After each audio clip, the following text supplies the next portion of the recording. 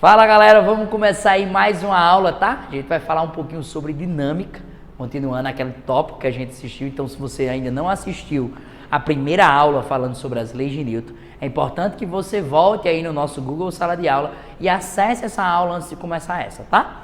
Então vamos lá.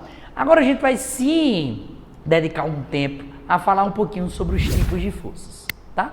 Existem dois tipos clássicos de forças: os tipos de forças de campo e as forças de contato, tá? São dois tipos diferentes, isso que nós chamamos na aula passada de natureza das forças, ok? Então vamos lá. Uma força de campo é aquela que tem uma região que não necessariamente vai ter que tocar para poder existir interação. Por exemplo, aqui a gente tem, ó, o planeta Terra. Nesse planeta Terra tem várias pessoazinhas e aí existe esse campo gravitacional, tá? Então entenda uma coisa, o campo gravitacional da Terra ele vai se acabando aos poucos. Inclusive, esse campo gravitacional é responsável por segurar alguns gases que são essenciais para a gente, como é o caso de oxigênio, nitrogênio, hidrogênio, CO2. Então todos esses gases, essas moléculas estão sendo seguradas, tá? Pelo nosso campo gravitacional. Claro que quanto maior for a massa daquela molécula, aquela molécula vai ser mais atraída. É por isso que locais com grandes altitudes, a gente tem um RAR que a gente chama de rarefeito, ou seja, tem uma menor quantidade de moléculas. Por quê? Porque só quem vai estar ali são aquelas moléculas de menor massa. E à medida que a gente vai subindo, a concentração desses gases aqui, ó, vai diminuindo, tá? Porque eles vão tendo a tendência de serem puxados para o chão. Então, o que vai acontecendo? Então, a gente tem aqui 4 pessoas que estão em 4 locais distintos da Terra. E muitas vezes, quando as pessoas falam, Ives, a força gravitacional, que a gente chama de força peso, tá? Ela sempre aponta para baixo. Ok, isso é válido para esse rapaz aqui, ó. Então, a força peso realmente aponta para baixo. E esses outros 3 caras apontam para baixo, ó. Quer dizer que se o cara estiver lá na China, o cara vai para fora da Terra.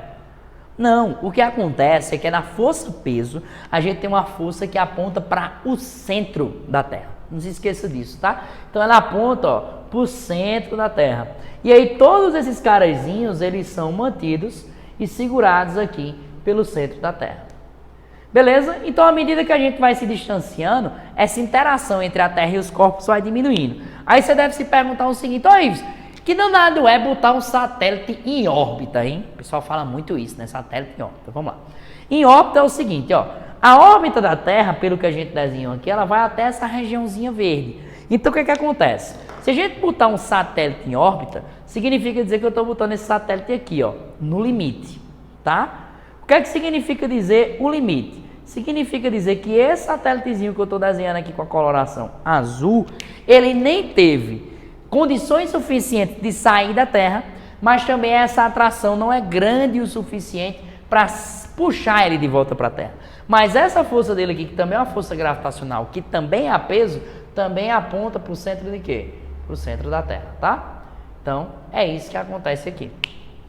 Ives, como é que é dada essa força-peso? Essa força-peso é dada como sendo a relação de massa vezes aceleração. Então, o peso é a massa vezes a aceleração desse campo, que é a aceleração que nós chamamos de aceleração da gravidade, que nós tanto falamos nas aulas de movimento. Essa aceleração da gravidade, ela tem valor de 10 metros por segundo ao quadrado, tá? Então, por exemplo, eu uma vez fui lá no hospital. Quando eu cheguei no hospital, aí a enfermeira me atendeu muito bem, aquele pessoal da triagem, né? Não sei se vocês já foram aí. Parece que você está chegando numa festa quando você vai hoje no sistema de saúde. Bota uma pulseira em você, que tem a coloração verde, amarela ou vermelha, né? Dependendo do estado que você tá. Aí eu cheguei, a mulher pegou, botou uma pulseira verde em mim e tal, aquela coisa toda, fez, me dê aí seu braço, botou, pá, na ignorância, né? Aí terceira lei de Newton, toda ação gera uma reação, né? Aí eu fui lá, quando você entra, aí a mulher fez assim, bora, me dê aí seu braço. Ela disse, é para poder tirar a pressão, né? Ela fez, não, se eu tirar a sua pressão, você morre. É para aferir a pressão. Aí aquele negócio, né? Peguei aquele me segurei e tal. Ela pegou e disse assim, me diga aí seu peso. Aí eu disse, tá, vou dizer, 800 Newton. A mulher disse, como é que você desse tamanho pesa 800 newton. Eu falei, minha filha, se for o peso, é 800 newton. Agora, se for a massa, é 80 quilogramas. Que conta foi essa que eu fiz lá para ela? Que eu fui, ela me tratou ignorante e eu dei de volta nela, né? O que eu fiz? Minha massa é 80 quilogramas. Se eu tenho 80 quilogramas e a aceleração da gravidade é 10, significa dizer que meu peso é 80 vezes 10, então são 800 newtons, tá? Então, peso é uma força de campo, enquanto massa mede a inércia de um corpo, ok? O que é que vai acontecer, tá? Ó, Ives, eu peguei esse mesmo carinha aqui, que pesa 80 quilogramas, que tem peso 800 newton, e joguei ele na Lua. A Lua tem uma atração gravitacional, ou seja, uma aceleração da gravidade, menor do que a da Terra. O que é que vai acontecer? Bom, em relação à massa, nada muda. Ele continua com os mesmos 80 quilogramas, mas o peso vai alterar. Por quê? Porque como a aceleração da gravidade vai ser menor, esse peso aqui também vai ser menor, ou seja, o peso do cara na Lua vai ser menor do que 800, mas a massa continuará sendo a mesma, tá bom? Então, essa daqui que é a força peso é um tipo de força gravitacional. Ives, existe uma força gravitacional que é uma força de campo. Ives, existem outras forças de campo? Existe. Na aula passada a gente comentou rapidamente sobre a força elétrica, que é a força entre cargas, positiva e negativa, negativa e negativa, e sobre a força magnética, que nós também vamos estudar, que é as forças entre os polos, polo norte e polo sul, ok? Mas todas elas necessitam de uma região de influência, que é o que a gente vai chamar de campo, tá bom? As outras forças que nós temos são forças chamadas de forças de contato. Bom, força de contato tem um contato mesmo, tá? Uma coisa toca na outra, aquela coisa tal. Então, a força de contato nós vamos estudar reação normal, força elástica, força de atrito e força de tração. Vamos começar por tração. Quando a gente está no elevador, a gente entra no elevador, está no primeiro andar, vai subir para o último andar. A gente entra, aperta o botão, aquela coisa toda, e aí escuta o elevador, tum, no motor, né? Tum, fazendo aquela zoada para o elevador sair do canto e começar a subir. Bom, quem é que puxa o elevador? Quem puxa o elevador é um cabo, e esse cabo está conectado no motor, tá? Que está lá rodando, fazendo aquele esforço para poder o elevador subir. Essa força que tem no cabo, que tem no elevador, que são a força entre cabos e fios, nós vamos chamar essa força de tração. Então, a força de tração é aquela que está contida em cabos, tá? Ou fios. Toda vez que você tiver cabo ou fio, você já sabe obrigatoriamente que existe uma força de tração. O que é que vai acontecer aqui? Nós colocamos alguns casozinhos para estudar reação normal, para estudar força elástica, para estudar força de atrito, tá? Vamos começando um pouquinho sobre a força normal, que é o que a gente já conhece. O que é que vai acontecer? Na hora que eu tiver aqui minha caixa tem sim uma força peso, tá? Então ela tem uma força peso que aponta para o centro da Terra. Esse peso dela vai fazer com que ela faça uma força de compressão na mesa. Então ela faz uma força de compressão na mesa para baixo. A mesa responde jogando a caixa para onde? Para cima, tá? Então essa daqui que joga para cima é a força que nós chamamos de força de reação normal. Ives, e essa força aqui, você pode chamar de menos N, tá? Porque vai ser o contrário da força normal. Por que nós simplesmente, quando vamos fazer os problemas, não desenhamos essa força menos N, que seria a força normal, e essa seria a força de reação normal? Porque, gente, quando tem problema com o bloco, não sei se já perceberam, a gente está mais preocupado com o bloco do que com a superfície. Então, como a gente não analisa a superfície e analisa sim um bloco, a gente só considera essas duas forças aqui, tá? A normal e a peso. Mas a força de reação normal é uma reação à compressão que o bloco faz sobre essa superfície, tá bom? Geralmente, nesse caso aqui que a gente vai tratar, o valor numérico, vamos supor, 10 newton da força normal equivale a 10 newton da força peso, tá? Então a gente tem que o módulo da normal é igual ao módulo da peso. Veja que eu estou falando de módulo, não estou falando de vetores. Então é por conta disso que eu não estou colocando a setinha em cima desses caras, ok? O que é que vai rolar também aqui, ó? Vamos para um outro caso. A gente tem uma molazinha, tá? Essa mola está conectada a uma caixa, essa caixa tem uma massa. O que é que eu vou fazer? Eu vou simplesmente puxar essa caixa. Quando eu começo a puxar essa caixa começa a se deslocar, se deslocar, se deslocar, se deslocar, se deslocar, se deslocar, e chega aqui, tá? Chegou aqui nesse ponto. Quando ela chega nesse ponto, eu tirei a mola de região de tranquilidade dela, da região de equilíbrio dela, e adicionei o que nós vamos chamar de deformação. E essa deformação a gente representa como sendo o quê? X. Esse X aqui é a deformação, tá? Que a mola está sofrendo. Vai ser ali na ordem de centímetros. Ives, e o que é que acontece também? Bom, essa mola pode ser uma mola diferente. A mola da espira do seu caderno é totalmente diferente de uma mola de uma suspensão de um caminhão. Então a mola de suspensão do caminhão ela é bem mais rígida, tem um maior número de espiras, é feito de um material mais grosso. E como é que eu represento esses diferentes tipos de mola aqui nesse caso? Através de uma constante elástica que nós chamamos de K, tá? Então um K é uma constante elástica, tá?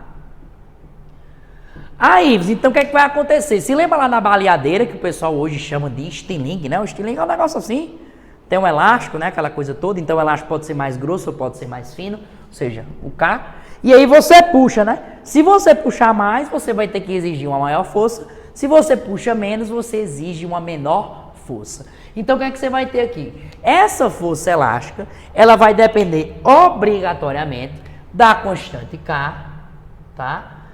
E quanto maior for essa deformação, maior vai ser essa força elástica. Então, a força elástica é dada como sendo K vezes X, ok? O que é que vai rolar também? Como você vê, você está vendo que a força elástica ela não surge simplesmente da natureza. Se eu estou puxando o corpo para a direita, na medida que eu puxo o corpo para a direita, eu faço uma força na mola para a direita, a mola responde puxando o bloco para onde? Para a esquerda, tá? Então, essa força elástica aqui que a gente já fez, ela é uma força de reação. Então, a força elástica, ela é uma força de reação. Ives, me prove. Aí, vamos lá. Quando você está, num caso especial, andando de ônibus, então o ônibus tem aquele movimento, né? Para lá e para cá, para lá e para cá. Quando o cabo vai viajar grande distância, toma logo um draminho, que é para poder não bater aquela vontade de enjoo, né? E aí o que acontece? Na hora que ele vem para um lado, ele comprime do lado e expande de outro. Naquele momento que ele expande, o que é que a força elástica faz? Puxa de volta. Então quando ela puxa de volta, o lado que estava expandido comprime e o lado que estava comprimido expande. E esse movimento de balança continua. Quando é que isso acontece também? Quando você tem um carro baixo, um exemplo, um Corolla, ou então quando você pega um Celta e bota 12 pessoas dentro do Celta. O que é que vai acontecer? O carro ele tem que passar enviesado, né? O que é que significa dizer passar o carro enviesado? Você vai lá, tem a lombada, passa o primeiro pneu, depois que o primeiro pneu passa, você chega lá e passa o segundo pneu. Não é assim que funciona? Como é que você faz? Na hora que o primeiro pneu passa, você comprime o primeiro pneu. Depois que ele passou para lá, aí você vai expandir o outro para comprimir novamente. Então a força elástica ela funciona assim, a partir da compressão e da expansão. E quanto maior for essa deformação, maior vai ser o efeito dessa força elástica. Lembrando então que essa força elástica é uma força de reação. Ou seja, se ninguém chegar aqui no bloquinho, nem empurrar, nem puxar ele, nada vai acontecer.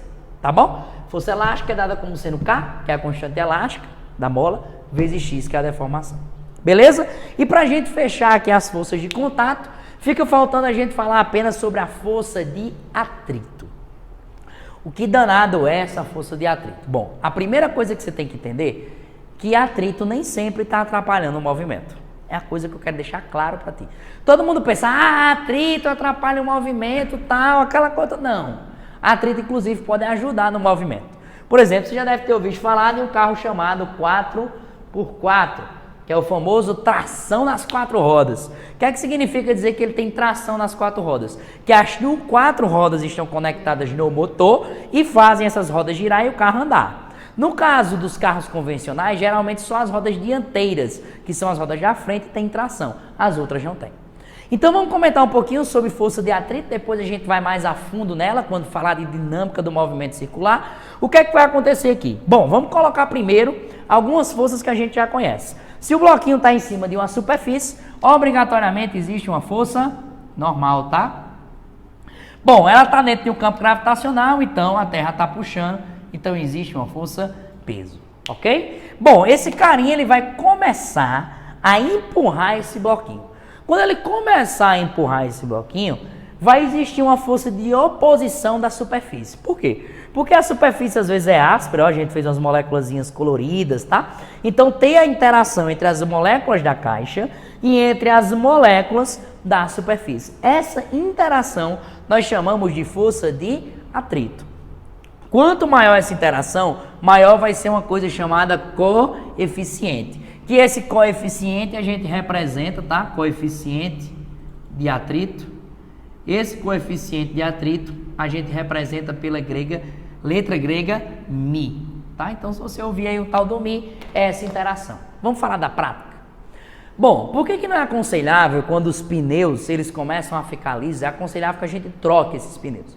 Porque quando você faz uma curva, o que segura você na curva é a força de atrito.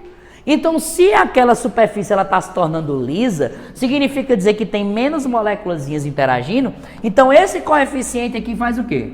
Diminui. Se esse coeficiente diminui, a força de atrito também o quê? Diminui. Só que a força de atrito é aquela que está te segurando na curva. Então, se o coeficiente diminui e a força de atrito diminui, aumenta a chance de você não ficar fixo na curva e você sobrar na curva, tá? Quando é que isso acontece também? Ah, sobre chuva, tem até uma placa, né, de trânsito. Sob chuva, reduza a velocidade. O que é que significa dizer isso? Significa dizer que quando está chovendo esse coeficiente diminui, inclusive pode ter a possibilidade de acontecer uma coisa chamada aquaplanagem, que é o quê? Quando a pista ela fica tão molhada que o pneu ela perde o contato com a superfície da pista, ela praticamente desliza sobre a água, tá? Então ali o coeficiente de atrito é praticamente zero e a força de atrito é praticamente zero e é assim que você perde o controle do carro, tá bom? Ives, beleza, então essa força de atrito depende desse coeficiente que é Mi. Só que existem dois tipos de atrito. O primeiro atrito é quando o corpo está parado. Por exemplo, vamos voltar para aquele caso da aula passada do carro. O carro está no prego, o carro está parado. Qual é a parte mais difícil? É começar a empurrar o carro quando ele está parado ou depois que ele já está começando a se mover? Quando ele está parado. Então nós temos dois tipos de atrito. Um atrito que nós chamamos de estático e um atrito que nós chamamos de dinâmico ou cinético. Ives, qual é a diferença de cada um deles? O atrito estático, ele é maior do que o atrito dinâmico. Por que isso acontece? Primeiro caso, eu tenho que tirar o corpo da inércia. Se ele está parado, eu quero colocar em movimento. É o primeiro fator. O segundo é porque essa força de atrito, ela só surge quando a gente empurra os corpos. Então, quando eu começo a empurrar, se eu boto 10, a força de atrito bota 10. Se eu boto 20, ela bota 20. Se eu boto 30, ela bota 30. Até chegar no limite da força de atrito estática. Quando chega no limite, vamos dizer que seja 70. Eu estava ali, 60, 65. Quando eu chego em 70, aí aquela caixinha vai começar a sair do canto. Quando ela começa a sair do canto, aí é meio que a superfície desiste, não consegue ter um contato tão eficiente. E aí ela deixa de ser atrito estático e passa a ser atrito dinâmico. Tá? Isso, mas eu acho que está faltando alguma coisa para completar essa fórmula de força de atrito, não tá não? Tá. Qual é a outra força de contato que está aqui na nossa representação? É a peso? Não, a peso é uma força de campo, tá? É uma força gravitacional. Então é a força o quê? Normal. E faz até sentido, né, gente? Porque força normal só existe se tiver o quê? Superfície. E força de atrito só existe se tiver o quê? Se tiver superfície e essa superfície for áspera. Então quando ele falar a palavra nas questões superfície perfeitamente lisa, então você já desconsidera a força de atrito. Então a força de atrito é o coeficiente de atrito vezes a força normal, tá? E essa força normal é a força de compressão, e faz até sentido, né? É bem diferente eu pegar, por exemplo, não sei se vocês já passaram por esse sofrimento, mas quando eu jogava bola no meio da rua, que eu ficava com os pés tudo preto, manhã pegava, me deitava na cama, ela dava moléstia, pegava um danado do esfregão e fazia assim, ó, pá, esfregava com bem muita força que só faltava arrancar os couros. Vamos pensar, se não, por que doía tanto, né? Porque na hora que ela comprimia ali o solo do meu pé, ela estava comprimindo bem muito. Então o que acontecia com a força normal? Ia lá para cima. Como a força normal ia lá para cima, por consequência, a força de atrito também o quê? Aumentava. E era isso que dava a sensação de dor, tá? Então, a gente tem dois tipos de força. Forças de campo, onde a gente tratou da peso. A gente tem as forças de contato, onde a gente tratou de reação normal. Força elástica, força de atrito e força de tração, tá? tá? Na nossa próxima aula, nós vamos fazer as questões referentes a esse conteúdo de leis de Newton ou dinâmica 1, no qual eu aguardo você ansiosamente.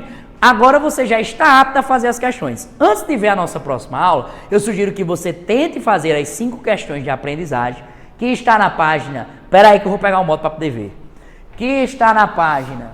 Pera aí...